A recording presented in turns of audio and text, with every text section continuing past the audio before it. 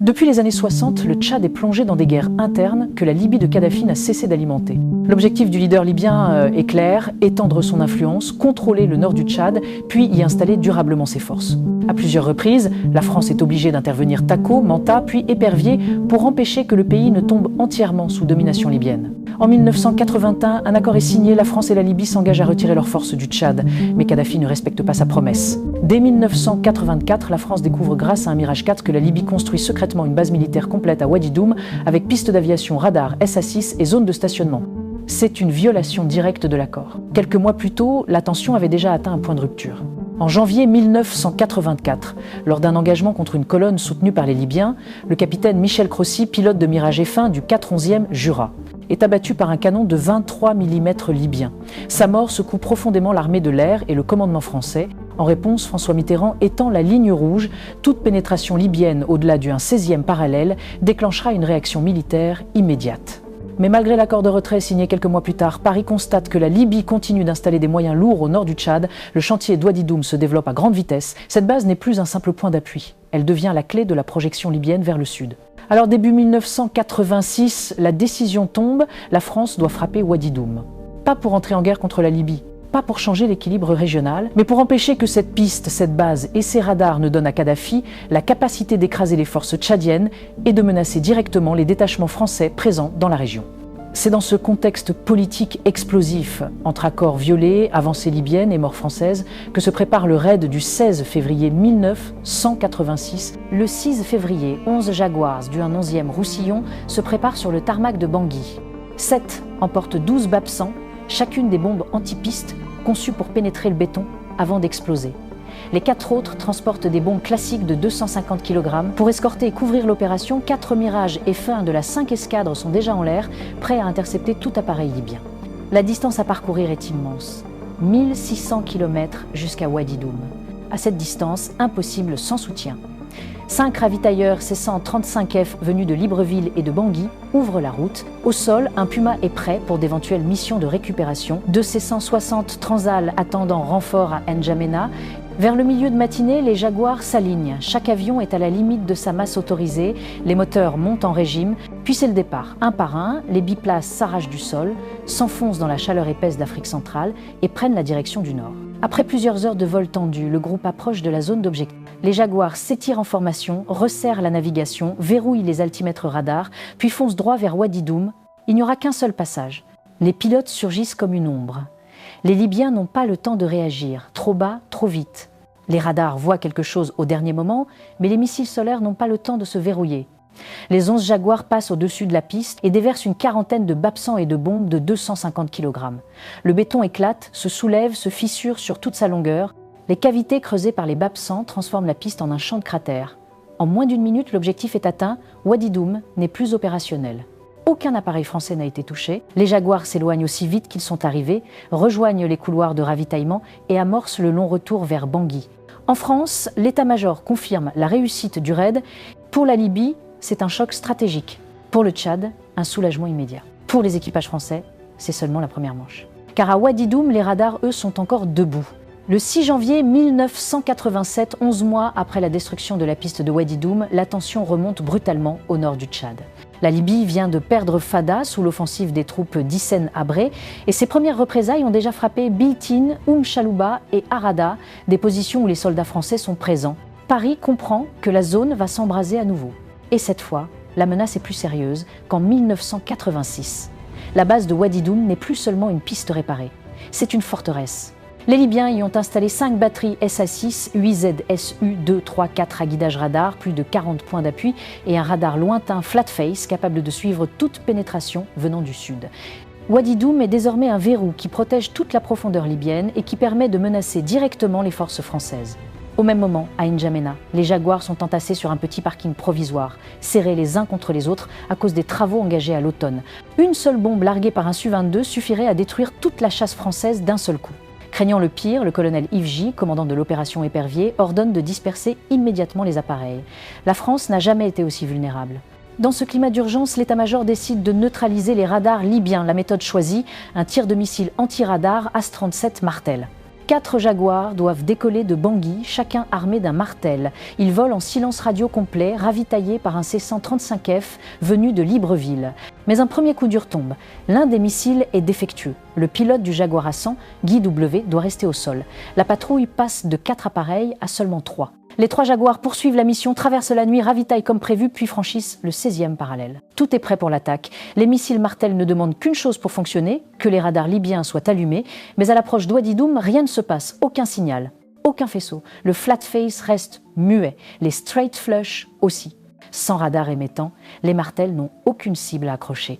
Les 3 Jaguars doivent renoncer après plus de 3 heures de vol. Ils reviennent à N'Djamena, frustrés, en sachant que la Libye a compris la leçon de 1986, éteindre ses radars au moindre doute. Mais Paris ne peut pas en rester là. Sans neutraliser Ouadidoum, les forces françaises et tchadiennes resteraient sous la menace constante des MiG-23 et des batteries SA-6. Il faut trouver un moyen de forcer les Libyens à allumer leurs radars. L'état-major imagine alors une solution audacieuse: attirer les radars libyens en leur faisant croire à une attaque venant de l'ouest.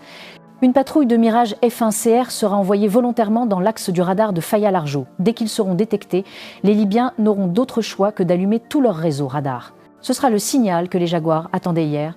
La mission sera relancée le lendemain. Le lendemain de la tentative avortée, personne ne dort vraiment sur la base française de N'Djamena. Les pilotes savent que l'échec du 6 janvier n'était pas dû à une erreur humaine, mais à un adversaire devenu prudent.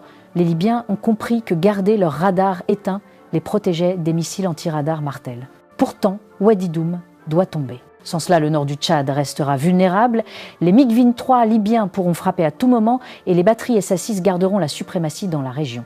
Le 7 janvier à l'aube, l'état-major français donne l'ordre. La seconde mission, Martel doit réussir. Quoi qu'il arrive, dès 9h, l'Atlantique de la Marine décolle. C'est lui qui va déterminer le moment de la frappe, en écoutant les radars libyens depuis la fameuse ligne rouge. Pendant qu'il s'approche silencieusement de Faya-Largeau, les pilotes français s'équipent. Pantalons anti-G, holsters, checklist mentale rigoureuse. Il fait déjà plus de 35 degrés Celsius à l'ombre, alors que les Jaguars et les Mirages F1 s'alignent sur la piste. Les 4 ravitailleurs C-135F, eux, sont déjà en vol vers plusieurs points de rendez-vous. À midi, chaque groupe est en place. 4 Mirage F1C pour protéger les appareils lourds, 2 Mirage F1CR, chargés d'attirer l'attention des radars libyens. 4 Jaguars armés de martels en 2 paires espacées de 3 minutes. L'Atlantique, poste de commandement volant, 4 ravitailleurs répartis sur la zone. Ce dispositif est l'un des plus complexes déployés au Tchad depuis le début de l'opération Épervier. À 12h50, les Mirage F1CR atteignent le point critique.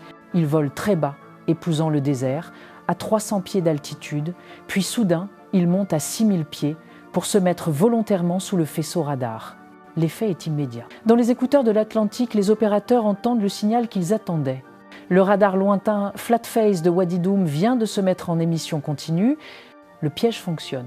Les communications entre Faya et Ouadidoum s'enflamment. Les Libyens croient à une nouvelle attaque ou à une reconnaissance offensive. Ils allument non seulement le Flat Face, mais aussi les radars Straight Flush des batteries SA-6. C'est le moment que les Jaguars attendaient depuis la veille. À 50 nautiques de l'objectif, les Jaguars accélèrent à 500 kT, soit 950 km/h, collés au sol à 200 pieds. Le désert défile à une vitesse qui ne pardonne aucune erreur. Les pilotes testent leur martel. L'aiguille cherche un signal, balayant l'écran de gauche à droite. Soudain, un son strident retentit dans le cockpit de Guy W. L'autodirecteur du missile accroche une émission. C'est un radar ennemi. Mais est-ce le bon? Est-ce un radar leurre? Est-ce un straight flush de SA-6 ou autre chose? Pas le temps d'hésiter. Guy grimpe légèrement pas trop car le volume de détection ennemi est proche et stabilise l'avion. L'aiguille se fige à midi, le témoin vert s'allume, fenêtre de tir ouverte. Son ailier Thierry n'a pas encore obtenu d'accroche. Il vire pour éviter d'entrer en conflit avec la trajectoire de Guy. Une fraction de seconde plus tard, tire. Le martel quitte sa poutre dans un grondement sourd, l'avion allégé bondit en altitude. Guy voit la fusée d'accélération s'allumer et le missile partir droit vers sa cible. Mission accomplie. Il pousse les 2 moteurs et décroche immédiatement vers le sud à une altitude inavouable. Le stress retombe, mais la mission n'est pas terminée. Derrière eux, les 2 autres Jaguars ont moins de chance. Ils n'obtiennent pas l'accroche radar nécessaire et doivent faire demi-tour. Pendant ce temps, les Mirage F1CR plongent sous la couverture radar à seulement 150 pieds du sol. Ils ont rempli leur mission à tirer les radars, mais ils sont désormais poursuivis par un chasseur libyen sur près de 100 km. À 570 kT, soit 1000 km/h, collés au sable, ils volent aussi vite que possible vers le sud. Lorsqu'ils franchissent enfin la ligne rouge, leurs réservoirs sont quasiment vides.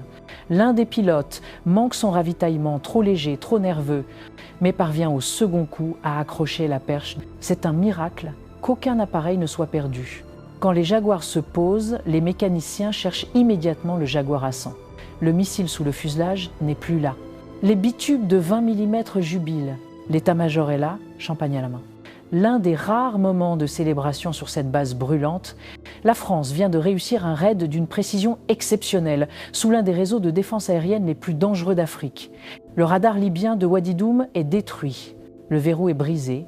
La menace immédiate contre les forces françaises et tchadiennes est écartée. En fin de compte, les deux raids français sur Wadi Doum montrent la même réalité. Quand la France décide d'agir, elle frappe vite, loin et avec une précision chirurgicale. En 1986, la piste est détruite en moins d'1 minute. En 1987, malgré 5 SA-6, les radars Flatface et Straight Flush et une défense renforcée, les Jaguar et Mirage FNCR percent à nouveau sans perdre un seul appareil. Ce succès, ce n'est pas seulement la technologie. C'est la coordination, la navigation à très basse altitude, les ravitaillements millimétrés et des pilotes capables de voler à 100 pieds dans un silence radio total. En quelques minutes, la base libyenne est aveuglée. En quelques heures, tous les appareils français sont rentrés. Wadi Doum restera l'une des démonstrations les plus propres et les plus nettes de la puissance aérienne française.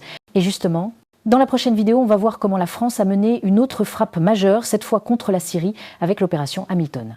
Une opération encore plus complexe menée par des frégates, des Rafales et des Mirages à plus de 3000 km de la métropole. On passe à l'une des opérations françaises les plus marquantes du XXIe siècle.